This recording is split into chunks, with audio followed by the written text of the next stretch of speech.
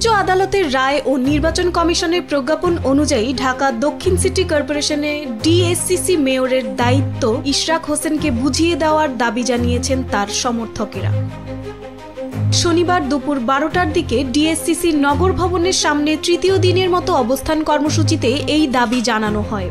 এই কর্মসূচি থেকে স্থানীয় সরকার উপদেষ্টা আসিফ মাহমুদ সজীব ভুঁইয়াকে ডিএসসিসির নগর ভবনে অবাঞ্ছিত ঘোষণা করেন ইশরাকের অনুসারীরা। ডিএসসিসির নগর ভবনে স্থানীয় সরকার মন্ত্রণালয়ের অস্থায়ী দপ্তর, এখানেই দাপ্তরিক কাজ করেন উপদেষ্টা আসিফ মাহমুদ সজীব ভুঁইয়া। তবে ইশরাক অনুসারীদের টানা বিক্ষোভ ও অবস্থান কর্মসূচির কারণে নগর ভবনে যাননি আসিফ।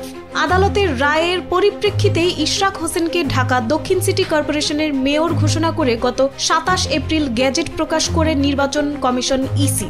কিন্তু এখন পর্যন্ত ইশরাকের শপথ গ্রহণের ব্যবস্থা নেয়নি স্থানীয় সরকার মন্ত্রণালয়। এ অবস্থায় ইশরাককে মেয়রের দায়িত্ব বুঝিয়ে দেওয়ার দাবিতে বিক্ষোভ করেছেন তার সমর্থকরা। শনিবার নগর ভবনে অবস্থানের আগে সচিবালয় এলাকায় বিক্ষোভ করেন ইশরাকের অনুসারীরা। তারা ঢাকাবাসী প্ল্যাটফর্ম নামে এই কর্মসূচি পালন করেছেন। এই প্ল্যাটফর্মের নেতৃত্ব দিচ্ছেন সাবেক সিনিয়র সচিব মশিউর রহমান।